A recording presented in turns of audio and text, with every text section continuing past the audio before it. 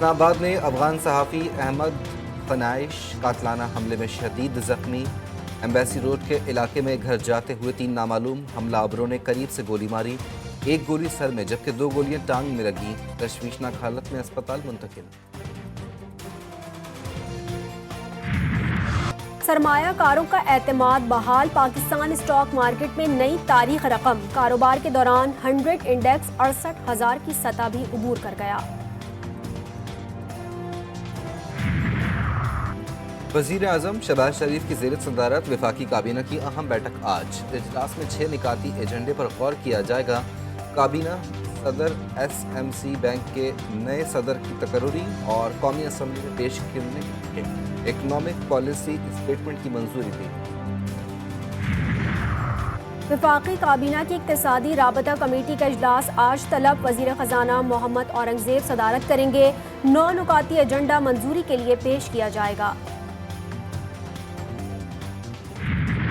نہیں معلوم کہ حکومت کیا کر رہی ہے، نہ میں ٹی وی دیکھ رہا ہوں، نہ اخبار پڑھ رہا ہوں، نہ میں ٹویٹ کر رہا ہوں اور ریسٹ کر رہا ہوں۔ Rest is the best. Rest is the best. موجودہ حالات میں میری خاموشی زیادہ اہم، خاموشی سے سارے معاملات کو ڈیل کرنا چاہیے۔ شیخ رشید کہتے ہیں حکومت کیا کر رہی ہے مجھے علم نہیں، ٹی وی دیکھ رہا ہوں، نہ اخبار پڑھ رہا ہوں۔ دھمکیاں آمیز خطوط سے متعلق بولے، معاملہ بہت سیریس، ججز خود بہتر طور پر بحث میں لا رہے ہیں۔ بلوچستان کابینہ کی تشکیل ایک بار پھر تاخیر کا شکار، وزیر اعلیٰ سرفراز بگٹی بھائی کے علاج کے لیے بیرون ملک روانہ ہو گئے۔ 2 سے 3 روز تک وطن واپس آنے کے بعد کابینہ کا اعلان ہوگا۔ صوبائی کابینہ کی تشکیل نہ پانے سے متعدد معاملات زیر التوا۔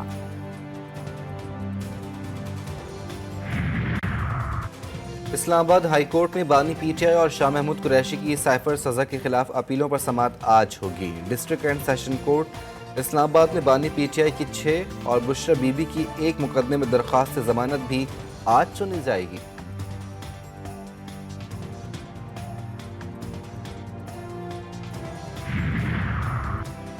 حقیقی آزادی مارچ پر مقدمات، بانی P T I, Sheikh Rashid اور دیگر ملزمان کی بریت کی درخواست پر فیصلہ محفوظ، 6 جون کو سنایا جائے گا۔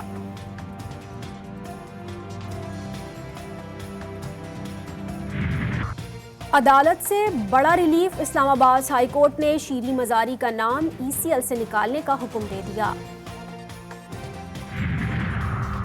این اے 81 گجرانوالہ سے نون لیگ کے اظہر قیوم کی کامیابی کا نوٹیفیکیشن معطل۔ لاہور ہائی کورٹ نے سنی اتحاد کونسل کے بلال اعجاز چودھری کی درخواست پر الیکشن کمیشن سمیت دیگر فریقین سے جواب طلب کر لیا۔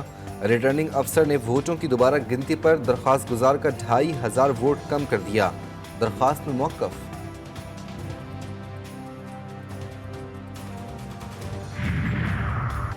پاکستان میں ہر ایک کے ساتھ قانون کے مطابق سلوک ہوتے دیکھنا چاہتے ہیں، امریکی محکمہ خارجہ کے ترجمان میتھیو ملر کا پریس کانفرنس کے دوران اظہار خیال، بولے دنیا میں ہر جگہ آئین کی حکمرانی کی حمایت کرتے ہیں، پاکستان کے ساتھ سیکیورٹی پارٹنرشپ ہماری اولین ترجیح، اسے آگے بھی جاری رکھیں گے۔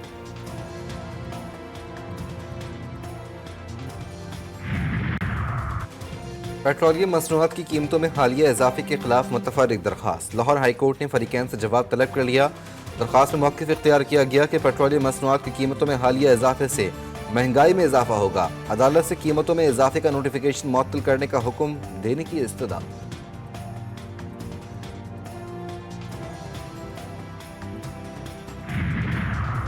حکومت سندھ نے بلدیہ عظمیٰ کراچی کے مسائل کا انوکھا حل ڈھونڈ لیا، بلدیہ عظمیٰ کو محکموں سے محروم کرنے کا منصوبہ بے نقاب، 4 محکمے سندھ حکومت میں ضم کرنے کا فیصلہ۔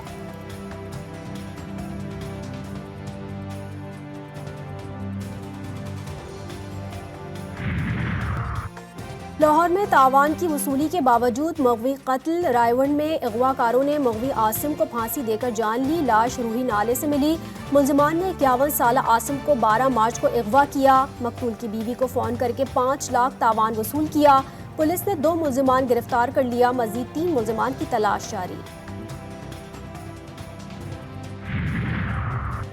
لاہور میں چائلڈ پروٹیکشن بیورو کی کاہنہ میں غیر رجسٹرڈ این جی او کے خلاف کارروائی، 32 بچوں کو بازیاب کرا لیا، بازیاب کروائے گئے بچوں کی عمریں 3 سے 14 سال کے درمیان ہیں، غیر رجسٹرڈ این جی او کی انچارج گرفتار، مقدمہ درج۔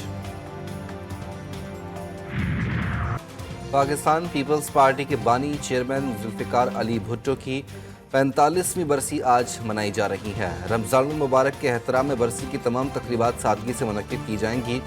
صدر آصف علی زرداری نے کہا کہ ذوالفقار علی بھٹو کا عدالتی قتل پاکستان کی آزادی اور خود مختاری کے خلاف گھناؤنی سازش تھی۔ ذوالفقار علی بھٹو شہید کی فلسفی محترمہ بے نظیر بھٹو شہید کا مشن تھا۔ اب اس مشن کے نگہبان بلاول بھٹو زرداری ہیں۔ اقوام متحدہ کی انسانی حقوق کونسل میں پاکستان کی اسرائیل کے خلاف قرارداد۔ پاکستان کا اسرائیل کے خلاف اسلحے کی خریداری پر پابندی لگانے کا مطالبہ۔ قرارداد کے مسودے کو بولیویا، کیوبا اور فلسطینی مشن کی حمایت حاصل۔ انسانی حقوق کونسل قرارداد پر کل جنیوا میں غور کرے گا۔ ایران کے سپریم لیڈر آیت اللہ خامنائی نے کہا ہے کہ دمشق حملے کے جواب میں صہیونی حکومت کے منہ پر زوردار تماچا ماریں گے۔ شام جیسے واقعات صہیونی حکومت کو شکست سے نہیں بچا سکیں گے۔ غزہ میں شکست کا سلسلہ صہیونی حکومت کو زوال اور انہدام کے قریب پہنچا دے گا۔ جمعۃ الوداع کو ملک بھر میں تاریخی یوم القدس منانے کی تیاریاں۔ مجلس وحدت مسلمین کے سربراہ علامہ راجہ ناصر عباس کہتے ہیں اسرائیل کے خلاف بھرپور احتجاج ہوگا۔ غزہ کے مسلمانوں نے صہیونیت کو رسوا کر دیا۔ امریکہ کا زوال شروع ہو گیا۔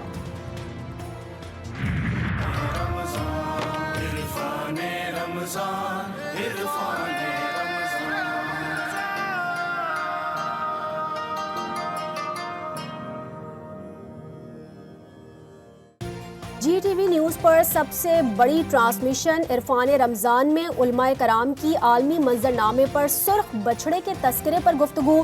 صہیونیت سے مسلمانوں کو درپیش چیلنجز پر بات چیت۔ صہیونیت اور یہودیت میں فرق یا دونوں ایک چیز پر بھی گفتگو۔ عید الفطر کی خریداری میں تیزی آ گئی۔ شاپنگ مالز اور مارکیٹیں رات دیر تک کھلنے لگے۔ خریداروں کا رش بھی بڑھ گیا۔ کپڑوں چپلوں کی دکانوں پر رش، چوڑیوں دوپٹوں والوں کی بھی چاندی۔ ہر کسی کو اپنی من پسند اشیاء کی تلاش۔ خواتین کا مرد حضرات کی جیبوں پر خوب ہاتھ صاف۔ عید پر ایک ساتھ 5 چھٹیاں۔ وزیراعظم نے 4 تعطیلات کی سمری منظور کر لی۔ 10 سے 13 اپریل تک سرکاری ملازمین کے مزے۔ 4 چھٹیاں اتوار ملا کر 5 ہو جائیں گی۔ کام چوروں کی موجیں۔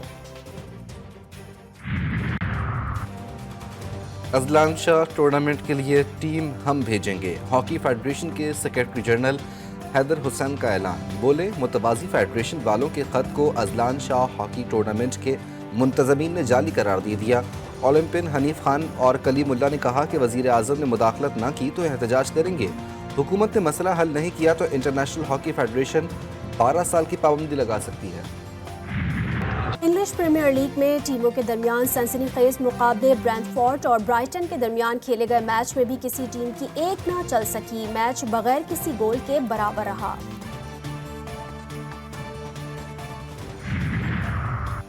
جنوبی کوریا میں پیدا ہونے والے پہلے دیو ہیکل پانڈا کو جذباتی الوداع۔ سڑک پر ہزاروں افراد کی لمبی قطاریں۔ پانڈا فو پاؤ کو افزائش نسل پروگرام میں شامل ہونے کے لیے چین روانہ کر دیا گیا۔